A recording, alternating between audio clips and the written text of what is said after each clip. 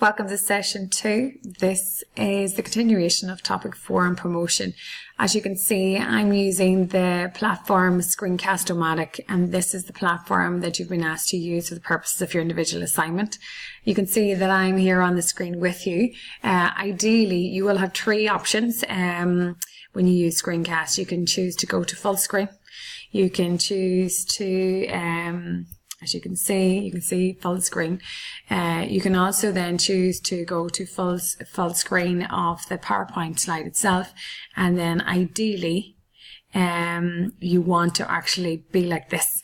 Ideally, for the purposes of presentation, I would like you to have both the presentation up as well as I would like to see the imagery and visual of yourself. Therefore, I get to see your hands move, I get to see your facial expressions, and I get to see a bit more about you. So this is the platform that I'm using. This is the platform that you will need to practice. This does take time. You've been allocated a set time. Refer to your handbook. Screencast will only allow you to go up to 15 minutes. What you will do is then you will record this, load it up to YouTube. If you have a YouTube channel, it's quite easy to set up if you haven't. Otherwise, you can download it onto USB and attach it with your assignment. So there are ways in which you can do that. Today we're going to take a look at the goals and tasks of promotion, which is where we stopped at in our class on Friday the 29th of March. Up to the point in that session, we had taken a look at the product, we take a look at the price, the place, and we were just making our way into promotion. And what you'll find with the promotion aspect was that we were literally mapping the sort of the marketing activities over that of the product. For example, the life cycle was very important. So you can see at this stage, at different elements or different stages of the product life cycle, the PLC, you will see that there's different types of promotion undertaken at each one of those stages that's relevant, that's effective and efficient in order to target the actual audience itself. You'll see with goals and task promotion, at each one of those stages, there's different tasks. So very much for the Little Red Design Studio, it's informative promotion. It's increasing awareness of the particular brand, explaining how the product works, which is very important considering you're using a form of augmented reality with virtual reality, augmented reality, whatever it is that they choose to use with your map, with your book, and any other form, even your teaching English language to the TEFL pack. Is there any added augmented elements? It requires technology to be integrated into that pack. This is where you're allowed to be as creative as possible. You can suggest new uses, and I think even this ties back into the Thea Healthcare products. Even though you're not primarily, your research for that is very much testing the market, reviewing who your competitors are within that market. It's very interesting that even the products that Thea Healthcare and Kiera introduced to us on Friday, you could suggest new ways in which the products that she has could be used for the markets that you've been given, even though they're not developed markets that they have established into as yet. Her products have the ability to go into those areas. And also very importantly for both clients that you have is to build company image. And I think this is very important in both, regardless of what industry they're in and where they're at in the stage of their product life cycle. Both companies that we have are essentially building their image and their company as a reputable specialist in their own area. The persuasive promotion is to encourage brand switching. So if they're already aligned to a particular, for the client, Thea Healthcare, if they're already aligned to a specific medical device, how would they be encouraged to switch and change customers' perceptions of the product attributes? And I think this is what makes Thea Healthcare so exceptional, is the features that they have and the ability to be almost therapeutic, even when you're wearing it. So it's the comfort factor, it's the pretty factor, but also the ability to cool source, and other features that Kiera highlighted the last day, which is now up in a PowerPoint presentation for you to review on your Moodle. It also has the ability to influence immediate buying decisions, and persuade customers to actually call or to engage. Reminder promotion, this is to remind customers that products may be needed. This is towards the maturity phase of the product life cycle. It reminds customers where to buy the product. And also to maintain customer awareness, because that's the ability that it is easier to retain and maintain the current customer base than having to go out to seek new clients. And so it's very important to have that long-term relationship. We have this AIDA concept, very popular and very common concept, which is the attention, interest, desire, and action concept. And this model outlines the processes for achieving promotional goals in terms of the stages of consumer involvement with a message. So very much at the initial stage, it's building attention, creating some form of interest, and essentially hopefully leading to a desire. And essentially at the very end of this is the important aspect of action. Hopefully bringing someone in to buy the product, or being an advocate of that product, or spreading that word of mouth. Here you can see the different levels of different stages of this concept, from attention right through to action. There's a level of thinking, feeling and doing that's associated with each one of these stages. And we as marketers have to be very astute to the way consumers think and how they think and what motivates them to do what they do. So at that very initial stage is what helps us to get them thinking about the brand, the attention level. What really pins down a brand and what gives us that effectiveness, that feeling that they want to be engaged, they want to buy in, or that they're emotionally touched by whatever it is that the promotion of this product is doing. And the cognitive is the actual doing, actually a conversion of that feeling into an action. We have factors that will affect the choice of promotional mix. So it depends on the actual nature of the product, very important. The stages of the product life cycle, what target market factors are evident, type of buying decision. Is it high involvement, low involvement? Is it a high price? Is it a low price? Is it high risk, low risk? Also, very importantly, the promotion funds. How much money does the company have to actually do this?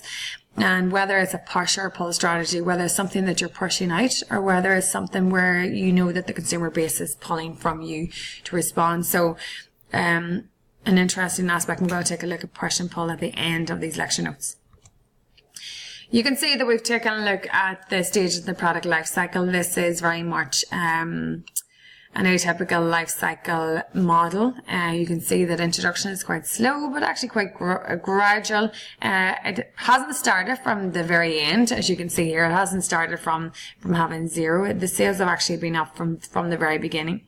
So during this period of time introduction, you presume that there's sort of a light advertising, a pre-introduction, which has allowed you to have some form of sales. Excuse me. And then as you move through that, there's a heavy use of advertising for PR, awareness, sales, promotion for trial. Okay, and this really is evident as you start to see introduction move into the growth stage. Advertising, public relations, brand loyalty, and personal selling for distribution are really, really important here. This is a very short maturity line, as in it's a very gradual introduction and growth in this, and these particular sales maps will change, so they're never going to be the same.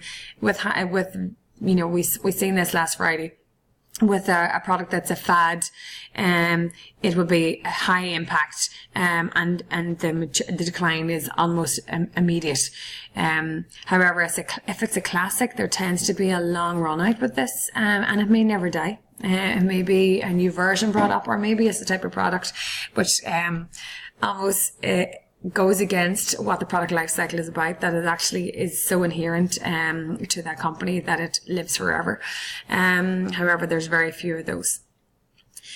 With the maturity phase, the ad is starting to decrease, sales, promotion, personal selling. So it's a lot more of a reminder and a persuasion at this stage. And by the end, limited sales, promotional, personal selling for distribution. So you can see the sort of the impact on your promotional activities as you move through the product life cycle with any product.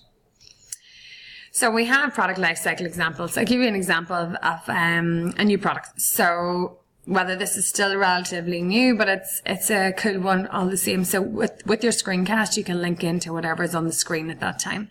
So make sure that you have good internet if so wish. So it'll bring up the actual web page as we move to it. depending on where you are. So this is just an example of Unlock Your Doors Without Keys, a new product, obviously designed in response to a need. Maybe someone had experienced this challenge themselves and went to set about creating the solution to unlocking your doors without having keys, because we've all lost keys at very important times when you really want to get out of a house really quickly, or you're in a rush somewhere. So a nice example of how this can be done keylessly, and it does work.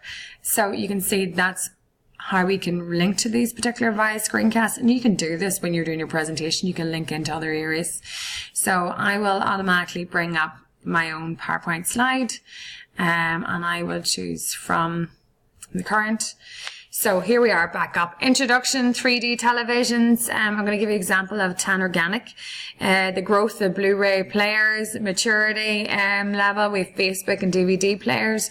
Interesting that, now this is subjective. Is Facebook in maturity phase? No one will truly know this until we're possibly 10 years down the line and see where they are then. Everything is... but it has definitely developed. Is it that the earlier stages of maturity, Facebook are very good at buying other top platforms to build the life and to drive the future of the company. So very interesting. DVD players, are we moving gradually away from DVD players into something else? Decline, the personal computer.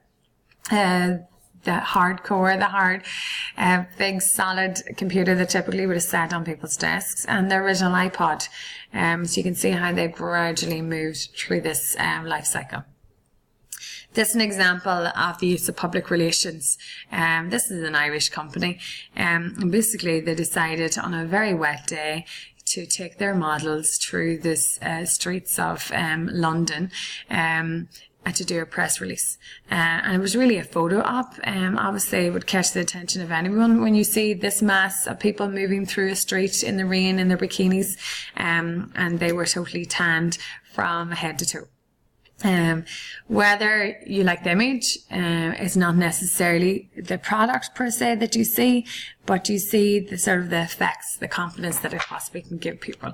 So that's an example of a very relatively cheap promotional activity carried out by this company.